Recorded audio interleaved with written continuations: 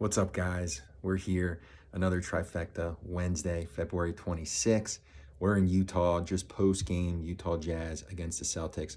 So let's get to it. Number one of the Trifecta. If you saw this game on ESPN Wednesday game of the week, you got two great guys, Battle of the All-Stars, Jason Tatum for the Celtics, Donovan Mitchell for the Jazz, and they did not disappoint. Back and forth the entire game. Both go over 30. Real impressive. Both guys take it to the hole, go on runs, can shoot the deep ball, can shoot it, take it to the hole, find great ways, find players to get involved.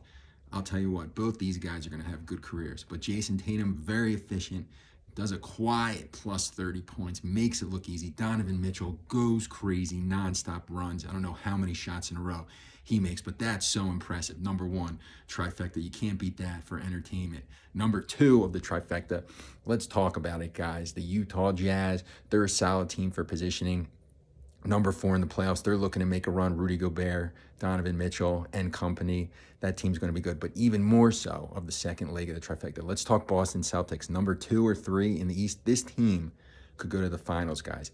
I am real impressed. They didn't even have Kemba Walker playing, and they still win this game easily against the Utah Jazz when all said and done. Jason Tatum is clearly the star, but look at all these key pieces they have with them. Jaylen Brown plays really well. Marcus Smart steps up big time. Gordon Hayward is looking good, making big shots.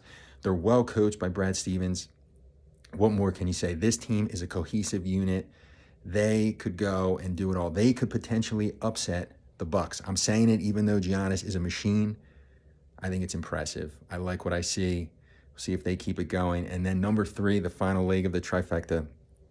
How could you not comment with what you see of the Jazz and how good the Celtics are playing with the Sixers? Sixers playing Cleveland, the Cleveland Cavaliers. There's no Ben Simmons, but there should be no excuses. You still have Embiid. You still have Richardson's and company. I think there was a play. Richardson's ankles break by Colin Sexton on a play.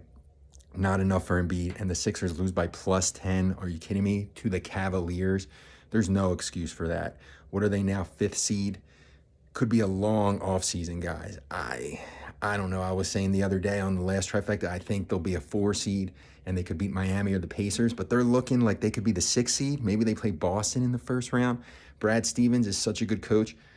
Brett Brown cannot handle it. It's coming down to coaching. There's too much talent. When I look at this team, you see the talent on paper of what they do. They have talent, maybe even more talent than the Celtics and the Jazz. And both of those teams are winning and positioning themselves for the playoffs. The Sixers are going nowhere but down. I don't know what Brett Brown can do to save this ship, but it's going to be tough. You know, anything can happen. I keep saying the 93, 94 Houston Rockets were the 6th seed and they won it all. Sixers have the talent. Let's see what happens. But regardless, it was a great game in Utah, first time there. Checking out that stadium, back and forth, Celtics, Jazz, Tatum, Donovan Mitchell, Battle of the All-Stars put on a show. We'll see. We'll be back. Another Trifecta back at the home base, back in Philly. V Productions. All right, everybody. Have a good night.